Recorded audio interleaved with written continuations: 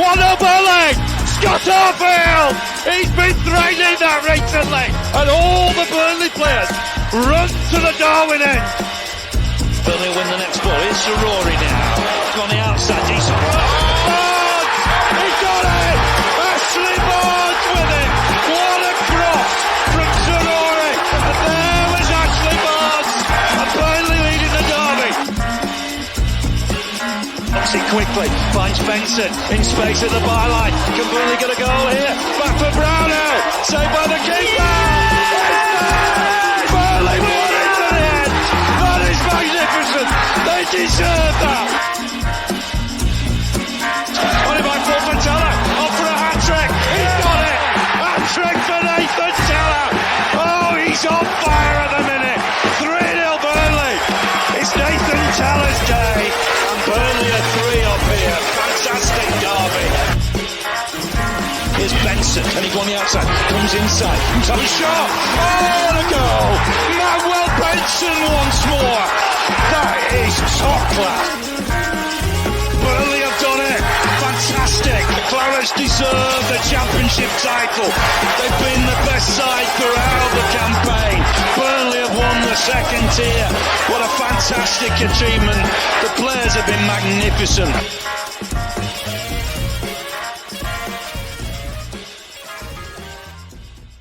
Yes, hello everyone and welcome along to the latest instalment of the Turfcast podcast. Glen Little Podcast here on Turfcast, and yeah, it's actually been a 3 weeks now since we've heard from Glenn, because unfortunately he wasn't feeling very well last week. But unfortunately, in them 3 weeks, Burnley have lost 4 games of football, and we've now gone from being hopeful of staying with matchday. This is my opinion, by the way, not Glenn's. We'll get into Glenn's in a second. But as fans, we've gone from feeling hopeful with matchday up to thinking, yeah, it's probably not going to happen. But anyway, let's hear from the man himself. This is, of course, called the Glen Little Podcast, so you don't want to hear from Joe Redmond. You want to hear from Glen Little, and here he is. How you doing, mate? You all right? Yeah, not too bad, Joe. Well, the last time I was actually on, that we started with the question, are we in trouble? And I think we both said yes, and I think it's changed to, are we in big trouble, Joe? Yeah, I think the question is now is... Yes. Yeah, I think the question now is, does anybody see us getting out of it? I mean, do you think we'll get out of it at the stage that we're in now, Glenn? Like I said, it's 4 defeats on the row. Leeds and Forest and West Ham are picking up points, and it's just looking bleak at the minute, isn't it? Yeah, I've got it at 6 teams, and that stretches up to Fulham. And ironically, we've got them at the weekend, haven't we, at the Turf, which I think last time I was on, Joe, we were talking about draws, saying, yeah, you take the point, but I think that's gone now. This is, you've got to win, haven't you? And that we said the home form, the 4 games in December were going to be crucial. We've lost the first one against Palace. I'm sure we'll get into that later on. But that was disappointing because I thought Palace were there for the taking. I didn't think they were great on the 100%. Night. But that was a disappointing defeat. So Fulham now, it just reins them in. If they were to beat us, that's probably them gone away from us. So big game. But it's not looking good. But you just keep going. Joe, what can you do? You keep fighting, you keep battling. The good thing about the game at the weekend, that could have been 2-0 and you're down to 10. You're thinking that could be 5 or 6. And somehow we could have even got a point with Lawrence Chance at the end. Some could say should have got a point, really, but based on that chance alone. But yeah, it's still a difficult one to take, isn't it? The fact that we're losing games and it's not just the fact that we were outplayed or anything like that. Because I feel like in the first 30 minutes against Newcastle, until they scored, we were probably the better side. But once again, without creating anything, which seems to be the issue all the time, we're on top in games, don't create anything. But then they get that fortunate goal. I'm not sure if Bruno went for it. He probably didn't. Yeah, the corner. Fortunate nonetheless. Right. Anyway, and then we just capitulate, don't we? Perez gets silly challenge sent off. Big Les stupid handball. The next thing you know, it's 2-0. You're down to 10. It's a lot of people sort of like saying, well, you can't really be blaming Parker when the players are making these sort of decisions. Yeah, and the first 5 minutes, Joe, I'm thinking we could have had 2 or 3. Wasn't it? With a bit of luck, it was some start, and I think shocked Newcastle really. And then they scored a goal. But then, have you started to notice? I think we've spoke, Joe, time and time again about saying we're in the games. That even the City 5-1, it wasn't a 5-1, and it's just the fine margins for us. But now that it's getting to that stage, you look at the last couple of games, now are we not getting the breaks either? Things aren't going the way, and then the corner typifies it for Newcastle, because we whip in a great ball and Ramsdale's all over the place. He palms it up in the air, it loops, hits the bar, Ekdal sticks his leg out, it goes wide. And so, and then the Palace game, you got the Brun Larson chance, he smashes it, some save from Henderson. He did well to get his hand on it, but you even think the hand's not going to be enough. How well he hit it, you still expect it to go in, it comes off the bar. So now you even look at, it's not just the fine margin, but you're not even getting the breaks either. And it's a shame, because in fairness to Scott Parker, he's trying different things, isn't he? Like we spoke about, these formations.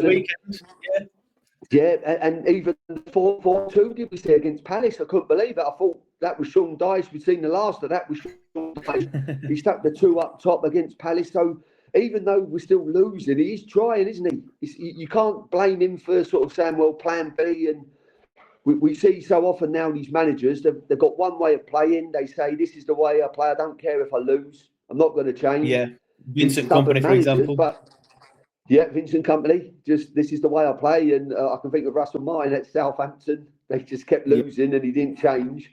Ended up getting the sack. But at least Scott Parker, he's tried different players as well. Like you just mentioned him with a sending off. But I do think the fullbacks have just gone off the boil, Joe, with Hartman and my old mate Skywalker.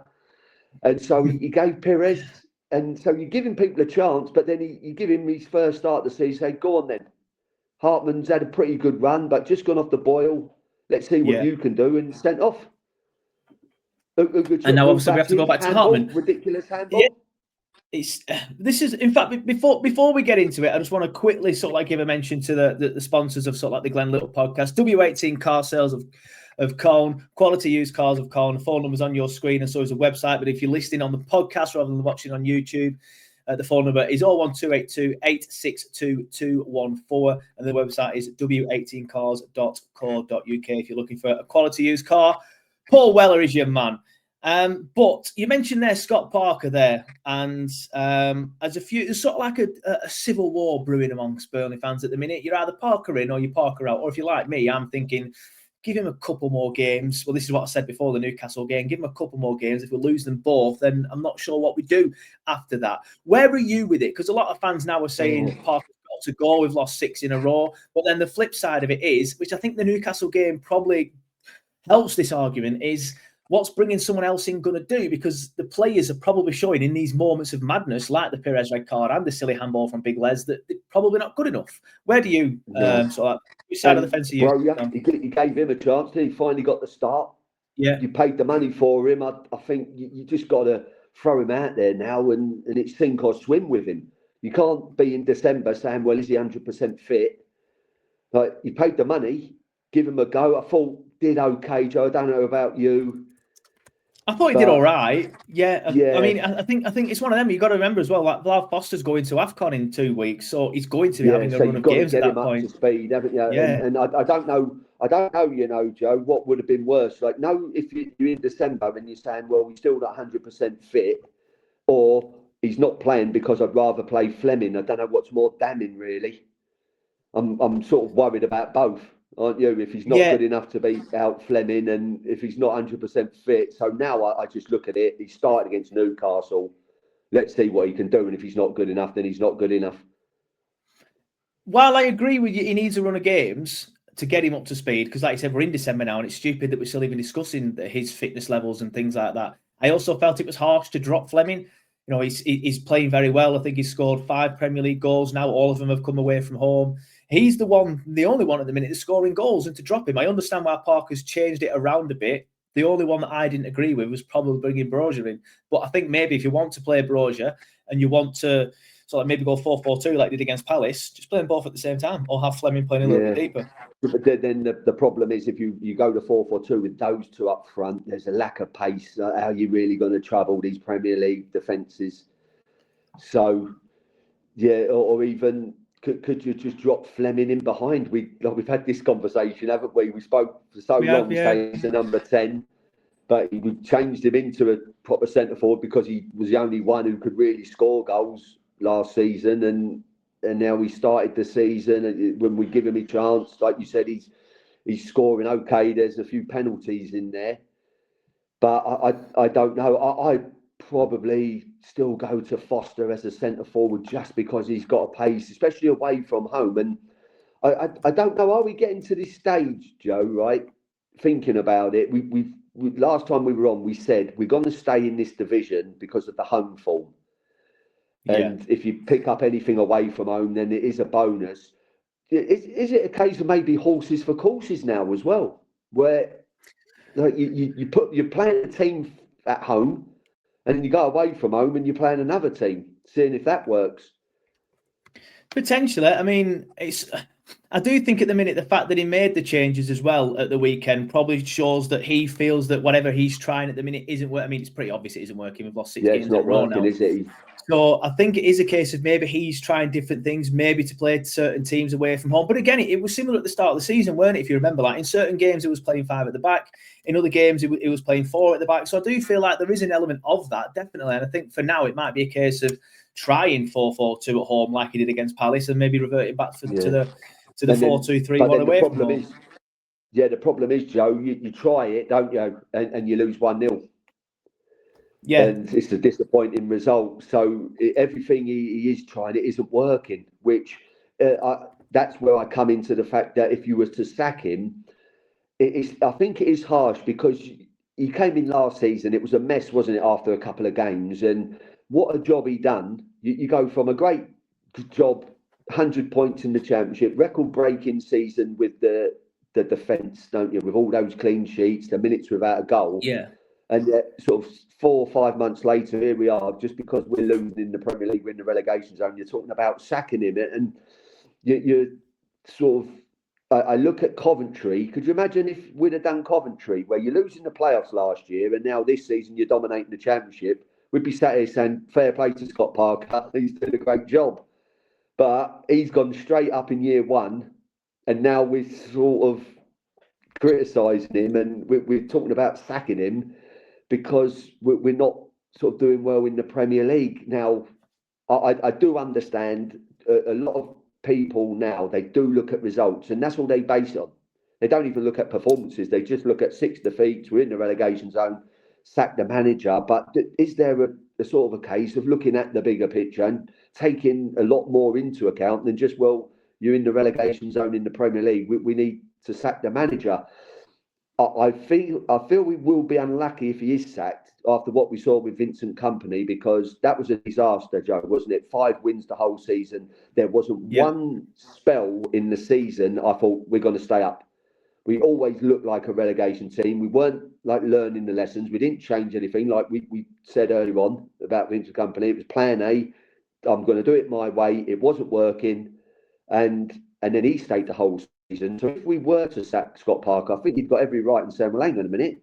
I did exactly the same as Vincent Kompany. 1 season, got 100 points, only lost 2 games, and now I'm getting the sack before Christmas.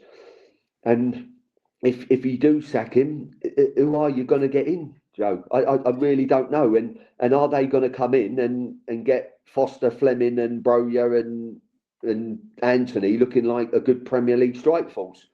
Not so sure. Are they going to come in and suddenly we're going to start keeping clean sheets?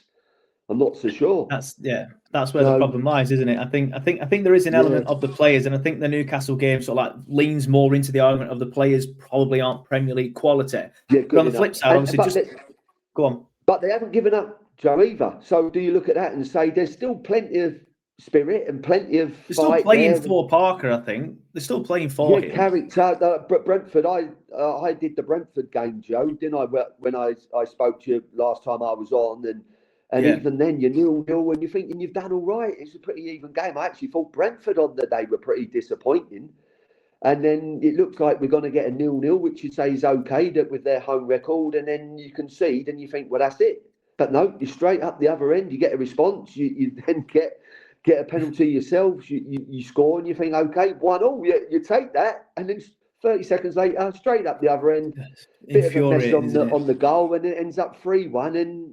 then you're kicking yourselves again, aren't you? So, and even though I do feel like it's probably, if he loses against Fulham, it might be time to look at him. I understand the argument where things like that aren't necessarily down to Parker, are they? They're down to the players on the pitch. No, and I'm sure we're going to get into this because we did finish off last time talking about the wide areas, Joe. So I'm sure we'll get into it later on. But other than Edwards and Bashir Humphreys, he's been a bit injured though, hasn't he? Yeah. Everybody has had a chance now. You can't say, well, he needs a game.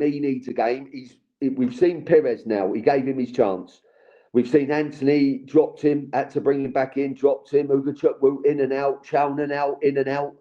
Brun Larson, we gave him at the start, didn't do great. You leave him out, now you're having to bring him back in. So he's spreading it out, isn't he? He's giving everyone the opportunity and people aren't taking it. And now you're having to go back to players that you've already left out. Ekdal, we've seen back in. Because Tunzabi, you gave him a chance. And was that, did you like what you saw there? So there's only one player left who hasn't had a start, and he's another wide player. And you've got to start Edwards for me now. I think you have to. Against Palace, he came on, and he's the only player I've seen get the ball at his feet and run at fullbacks like you used to do back in the day. And that's what I feel like these lads are doing at the minute. These wider players, they're not getting the ball at the feet, not getting the head down, not running at fullbacks, trying to make things happen. He came on against Palace, and sometimes he ran into a bit of a cul-de-sac and lost possession. But at least he got the ball forward. He tried to make things happen rather than just doing an half-arse pass down the line just to receive it back and then pass it back to the centre-backs. I feel like, for me, some people will sit here and say, but he's not physical enough for the Premier League. He's not defensive-minded enough for Scott Parker's system. What we've tried so far doesn't work. Get Edwards on against Fulham. Get him starting against Fulham and have him running at the Fulham fullbacks. Yeah, I'm like you, Joe, where he did lose it a few times. As at times, they take it off him so easy. There was 3 or 4 occasions against Palace. And I look at him off the ball as well, Joe, and you're watching him thinking, this is the Premier League, you've got to run. It doesn't matter who you are, you have to run, and he lacks a bit of zip. You said it about the physicality, the athleticism, and so that would be my worry. I saw it last season, even in the Championship, when you play against some of the better sides and more sort of those stronger athletic fullbacks that are bombing on, and he's a bit of a liability. So Scott Parker obviously sees it the same as me, Joe. That's why he isn't starting, isn't he?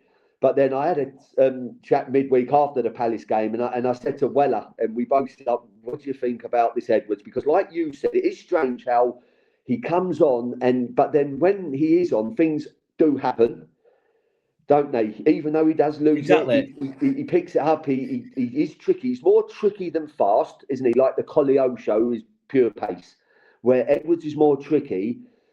And so that would be my worry, is that if you started him, could he just get eaten up?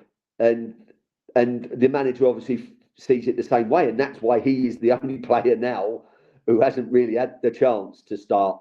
But then, as well as said to me, like you said, Joe, you're losing anyway, so you might as well give him a go. You've got to try something different now. Yeah, because there was another Burnley manager a long time ago that thought the same about another winger, Joe, back in the day, and that winger proved that manager wrong. So.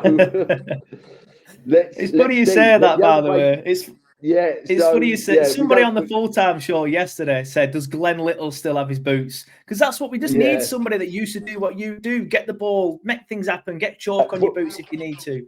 Well, even the cross for the Lauren chance. Who put it in? Just a ball in the box. So even, are you looking at it and thinking, if we could just keep things tight, which isn't easy, at least we have got someone, even if he is a bit inconsistent and he might not do the defensive work, you're only looking at a couple of balls a game, aren't you? Could he just produce a couple of bits of quality? That might be enough. But then again, he did that the other day, and you need someone to head it in. And Lauren missed it, didn't he? And now, I don't know whether you saw Fleming just in front of him. Are we going to give him the benefit of the doubt? It is a chance where the context of the game, you still have to score. But if I was to just give him the benefit of the doubt, I think Fleming just jumped in front of him, maybe put him off a bit. But it's just, you're clutching at straws, aren't you? When you sort of someone mentioned that on the full-time goal last and night. Yeah, someone mentioned that on the did someone full-time say show. it as It well, just probably put him does. off? Yeah, probably does put him off slightly. But again, if that's going, and again, it's an extreme example. I understand that.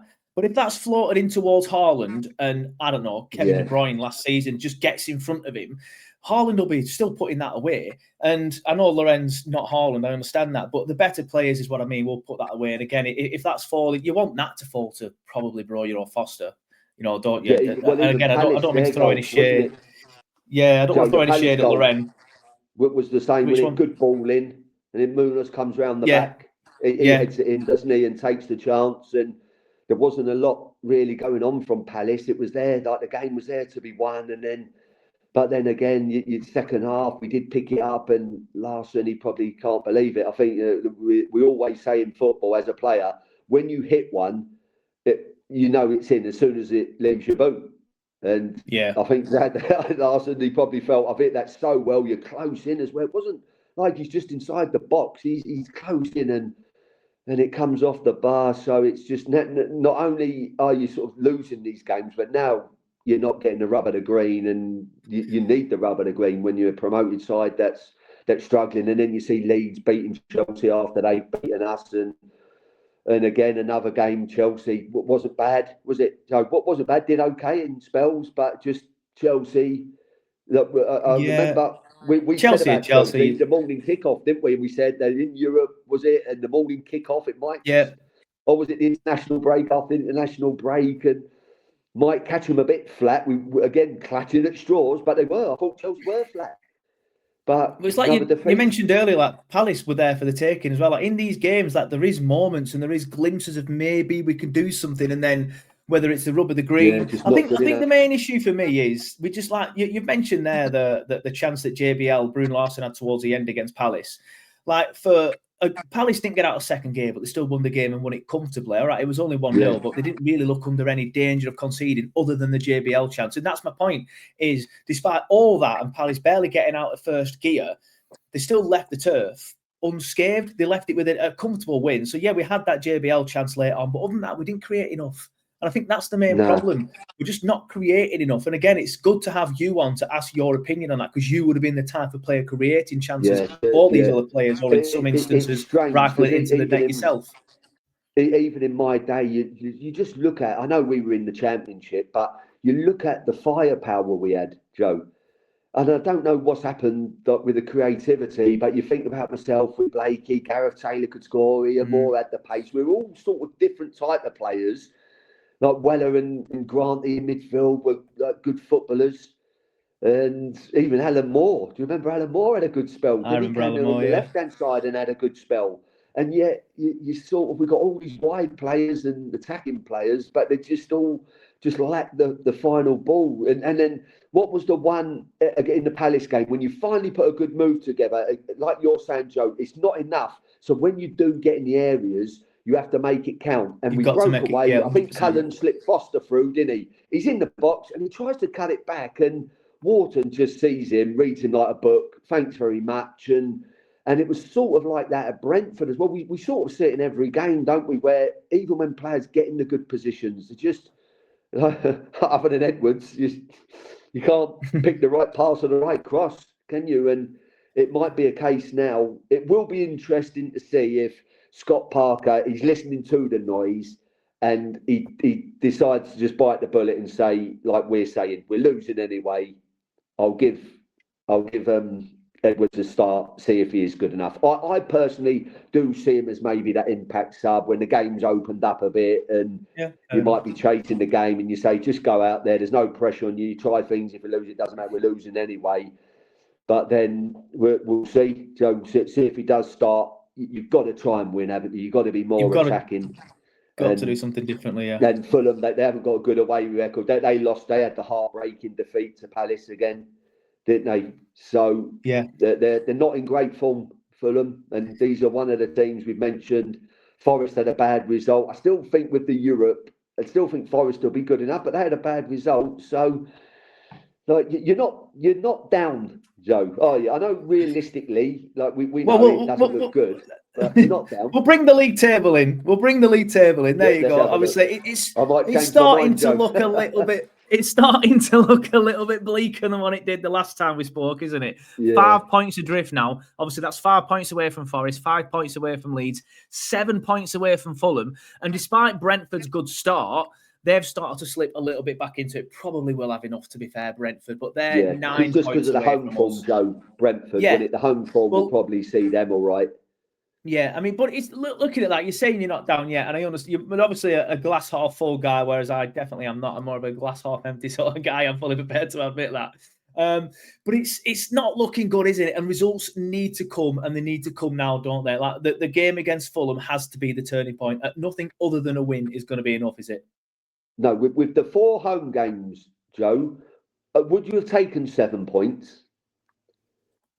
Which home games? You mean Palace, Fulham, Everton, and Newcastle again? Newcastle, that's you would right. say 7's okay, wouldn't you? Probably. So you can still get that, but you got to beat Fulham, can't you? And then if you can beat Everton, you never know what Everton's going to turn up. And then Forest. Newcastle, we've seen them over Christmas. You get some funny results. And their away form has been poor. In fairness, Newcastle's away form has been poor. Yeah, and you've seen them again. You've given them a sort of a good run for their money, I suppose, and at the turf. But do you know another disappointment? We spoke about the Palace game, not just the result, Joe. Watching it, it was like a reserve game, the atmosphere. You'd have thought there was about 500 people in the ground. There was a lot of... And that worries me, that it's as if the supporters are already given up, if you know what I mean. Considering that was a big game, Joe, you're at home. Like, you need to beat Palace, and so you think they'd get behind the boys. I know it's difficult to pick Sunderland out because they're riding the crest of a wave. Everything they touch turns to gold, doesn't it? Especially at home, and they go to Anfield and they're getting a point. They're winning at Stamford Bridge. They've had the draw against Arsenal. You just watch that game where they played against Arsenal compared to when we played Arsenal. Exactly. I know they get 45,000, but the place is absolutely bouncing. But they've been out the Premier League for a while, so it's exciting for them. But it just feels as if our supporters is this, well, here we go again, another relegation, and there's no excitement. It's interesting to hear this from a player's perspective, or obviously former player's perspective in your case, because as a fan, I agree. I was sat there against Palace, and even though I'm part of the problem because I'm a fan sat there not generating any atmosphere, I do remember thinking this is pretty poor. The atmosphere is not great, but I do think from a fan perspective, there's sort of like a level of apathy now towards the season. It's like, oh, here we go again. I have to go on the turf again, dragging myself to the turf on a night game. The night game didn't help, and I feel like there needs to be some effort. I'm not saying they weren't putting any effort in, but there was nothing to get behind. Like, there was no chances. There was no like crunching tackles and things like that. And as a fan, I want something off the players, and then it's like a two-way relationship. That's how I see it as a fan. But obviously, as a former player, how do you see it? Yeah, no, you're right, Joe. It does work both ways. I suppose it's in fairness, you can say, well, we need something to cheer, Glenn, and you don't cheer sort of people on the edge of the box. Yeah, when a cross comes in, or passing it around the back. If they'll heads one out, and or Kyle Walker makes a clearance, that's not going to get you going, is it? You want to see crosses going. You want to have people having shots and getting at people. And I suppose looking at the Palace game, I'm talking about the first half. I couldn't believe how quiet it was. But then, like, you make the subs, and we were more attacking. I wouldn't say it was chance after chance, but then you start to go forward and get in some good positions, and it did liven up, didn't it? I suppose so. Again, there needs something to cheer. Get any worse, to be fair. But what you said about it feels as though, well, we got to go. You paid your season tickets. Instead of going and enjoying it, it's looking like, well, I've paid for my season ticket. I'm going. I don't expect much. It looks like we're going to go down the board of the Premier League already, and that's a shame, isn't it? Because it's getting to this stage now where I don't know what you do. Does changing the manager make a difference? Like, people would say it's easy. You can't change players, can you? You can't just get rid of players because they're on the contracts. Mm-hmm. But of the ownership, in some ways, if we do get relegated, have they taken us as far as they can go? Have they got? It's interesting you mentioned that as well. To kick us on? Yeah, because there's a few people now, the anger on Twitter, and I said this in the post-weekend ponder this afternoon, but the anger on Twitter now is sort of like some of it's being aimed towards the ownership now and ALK and Alan Pace rather than it just being Parker. It's obviously, football fans are very fickle, right? This time 6 games ago, these conversations weren't happening because we'd just beaten Wolves. But obviously now we've lost 6 in a row. A lot of people are attacking the manager. The other part of the fan base are attacking the ownership. Every part of the club is in question at the minute.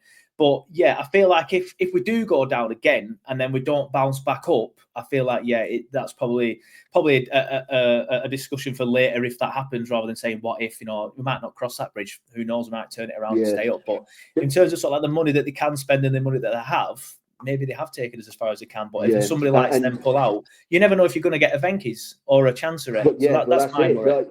Who would come in? And what we're talking about, they've taken us as far as they can go.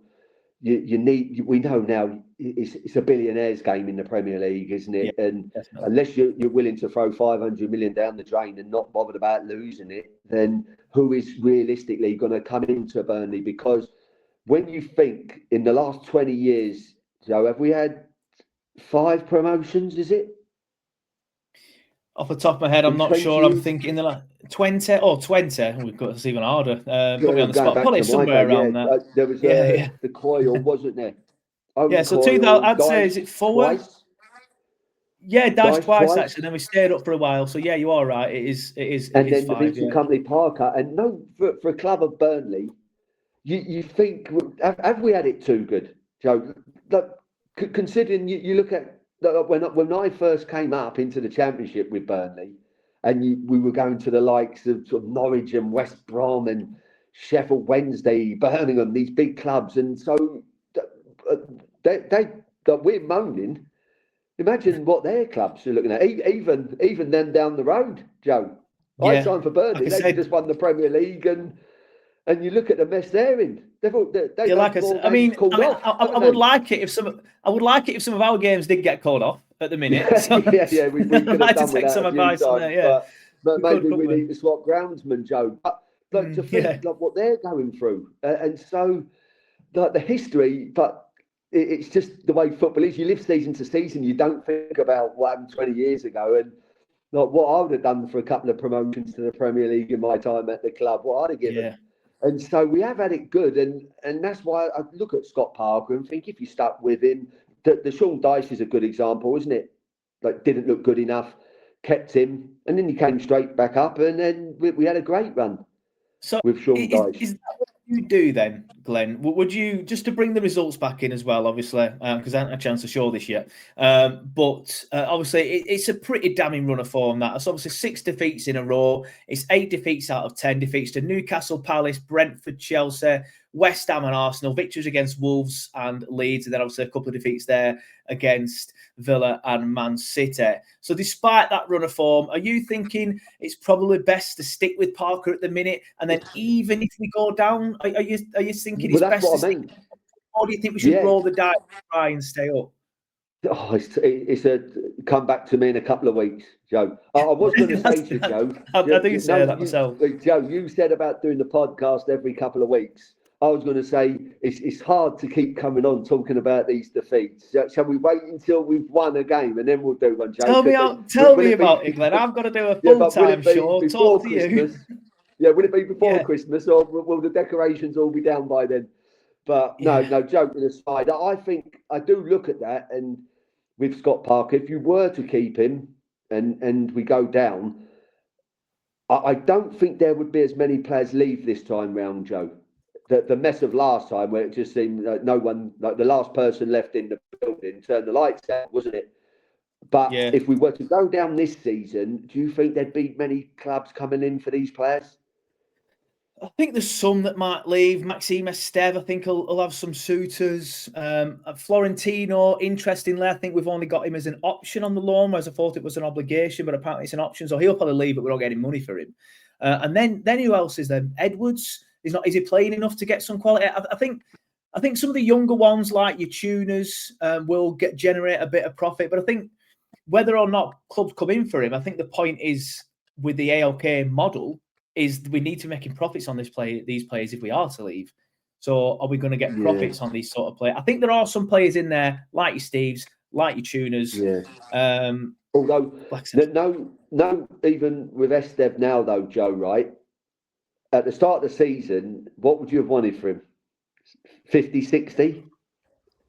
I mean, I'd take 100, but do I think we're getting anywhere near 50, 60 for somebody who's only ever done well in the Championship? Probably not. That's what I think you're probably at best getting 25. I think his value's and even dropped, that's a push, hasn't it?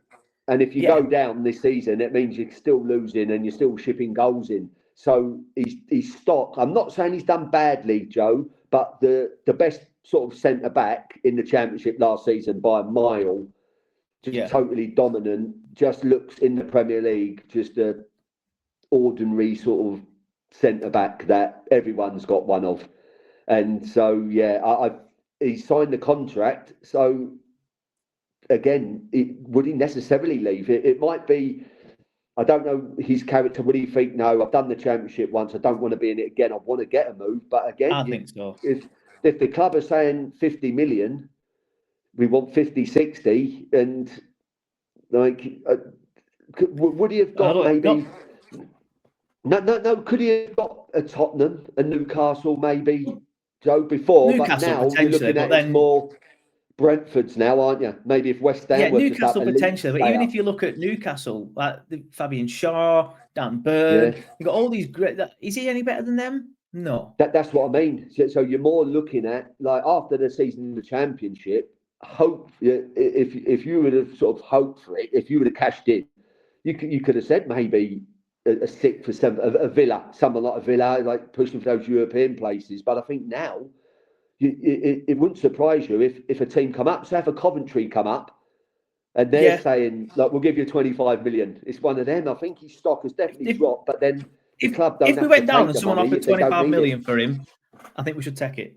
If someone offered 25 million for him, if we went down, I think we should take it. That's a good price. But then you wouldn't want him in the Championship to get us back up, because we know how dominant he'd be. In an ideal world, but I do think, again, with the ALK model and the overturn of players very quickly, you're gonna need to freshen up. I think part of the reason why we bounced back so well under Scott Parker is, even though it was a bit of a mess when we were selling all the players, we basically changed the full squad. I didn't like that at the time, but I feel like there was no hangover from the Premier League season because we changed the manager, we changed all the squad, and I would probably be looking to do something like that again. But hopefully it doesn't come to that. It will come down to, as well, though, have they got the money to keep him? I suppose, Joe, they might have to cash in. I don't know the finances. I know you get the parachute payments. They give him, obviously, a big contract.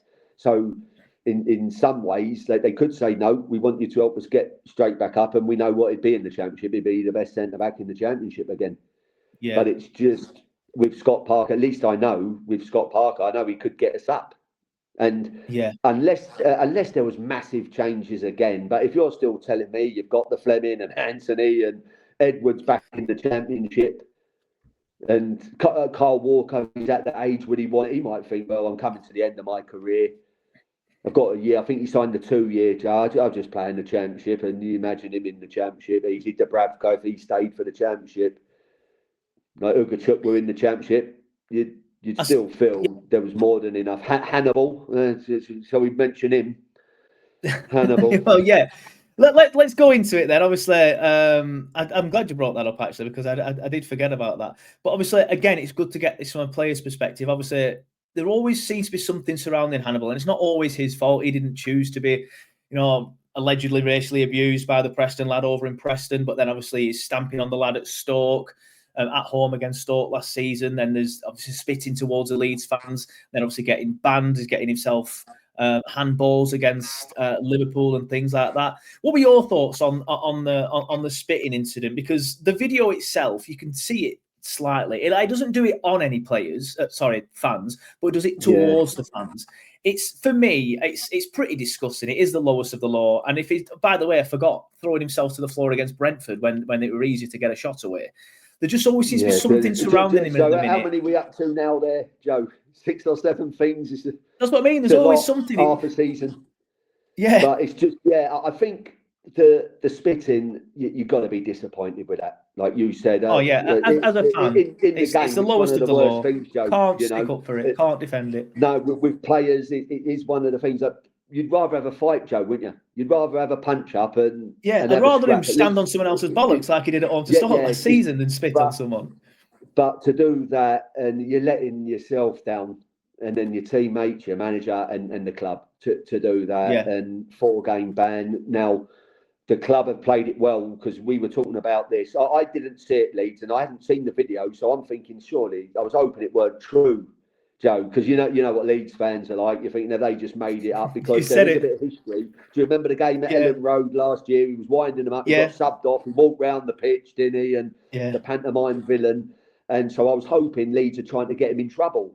But then it turned out, I got told by the Burnley media at Brentford, no, he's caught on the camera. He has done it, but they played it well. Okay, like we said, it's not nice to do that, and it's disappointing from him.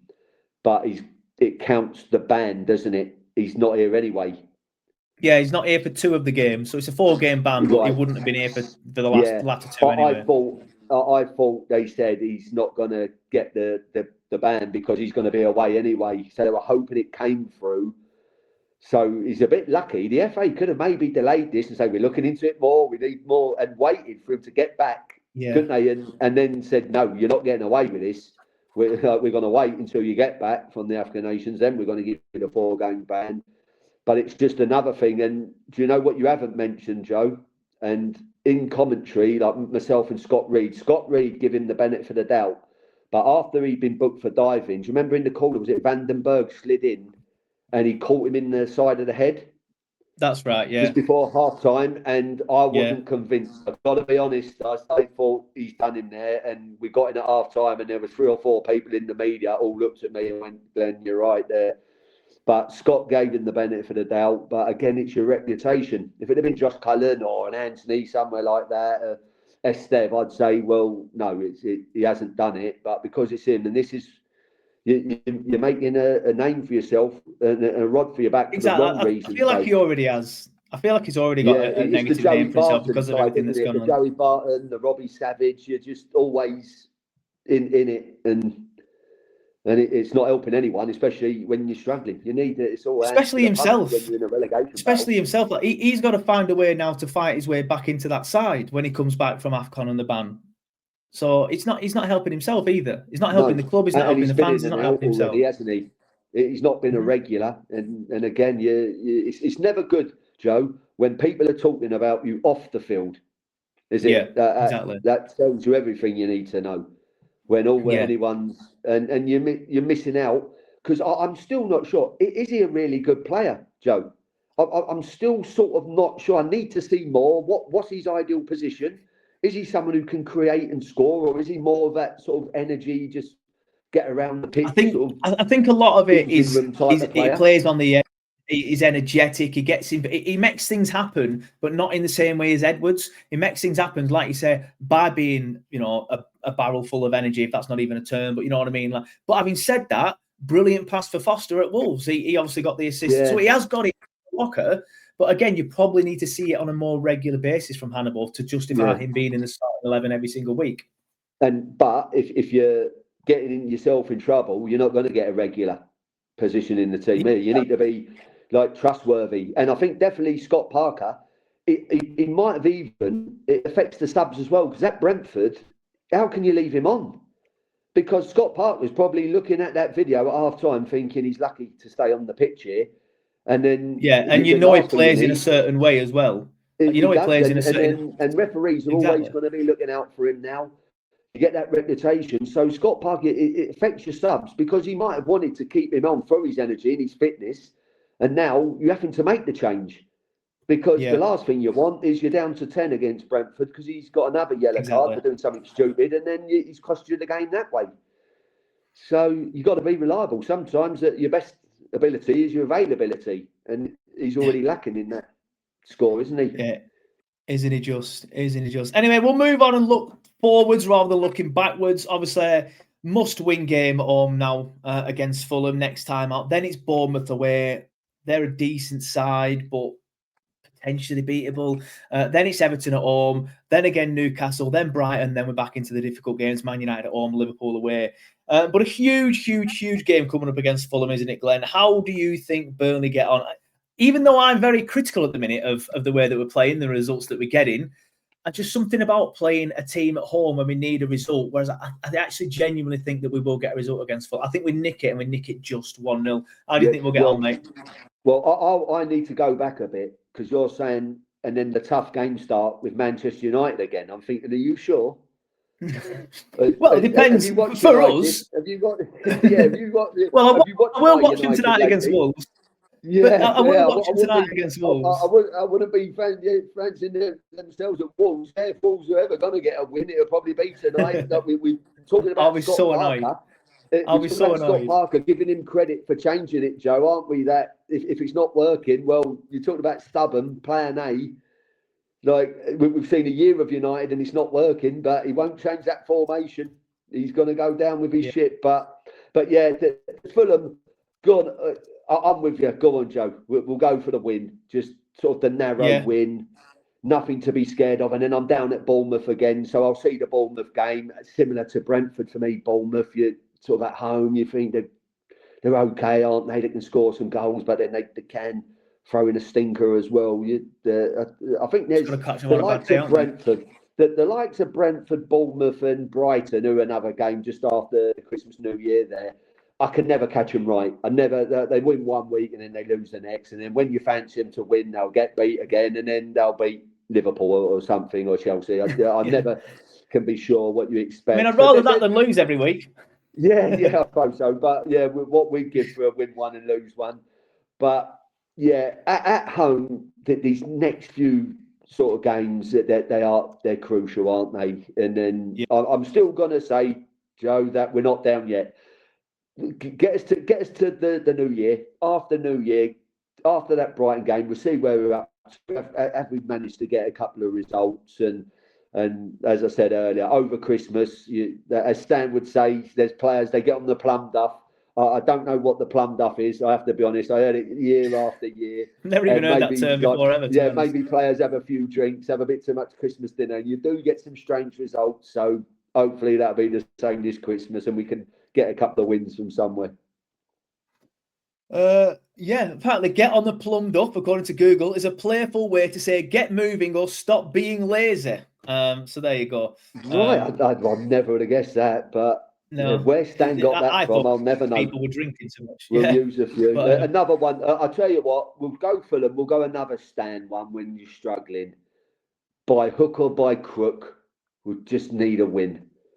Again, and that's... don't know what that means by hook or by crook. Maybe that is the dark arts. Maybe we do need. I have heard that one. By hook or by crook, we'll get the win and we'll take it. If we can beat Fulham, we'll take it. Yeah, definitely. Well, Glenn, like I said, I know you're at the minute saying you think we're not down yet, is what you're saying. You're not saying you think we'll stay up. You're saying we're not down yet. Unless there's any more ailments that come your way or something like that. Hopefully, I will get a chance to speak to you again on the 22nd of December, which is just before Christmas. We will have played Fulham. Yeah, we will have played Fulham just then, and you will have just done the Bournemouth game. So again, I'll ask you again then. Hopefully, it's 2 wins and we're sitting in 17th. Yeah, well, we'll go 2 wins because last time we went 2 draws and that didn't work out. So we'll go to 2 wins, Joe, and then could about the stupid thing is, Joe, like we've had the doom and gloom chat, haven't we? But if you do get 2 wins, you just never know. It all changes, doesn't it? It can change quickly. Scott Parker says there's a big result around the corner. Is that big result against Fulham? Yeah. Is it down at Bournemouth? 2 wins out of that. Is it the M25 though, Joe? That yeah. Is it just if we get 2 wins in the next 2 games? Yeah. If we get 2 wins in the next 2 games, I'll go full Gary Lineker and do the next Glen Little podcast in my boxers. It ain't going to happen, unfortunately. Christmas hat on. Glenn, get the Christmas hat on. Yeah, just the Christmas hat on. Yeah, I do need to get a new Christmas hat actually. Yeah. But Glenn, like I said, we'll leave it there. Always appreciate you coming on. It's still pinch myself that I talk to Glen Little every other week and texting you during the week and stuff like that. It's an absolute pleasure to have you on the show, mate. And thank you for coming on. And we'll see you in a couple of weeks, mate. Yeah, thanks, mate. See you later.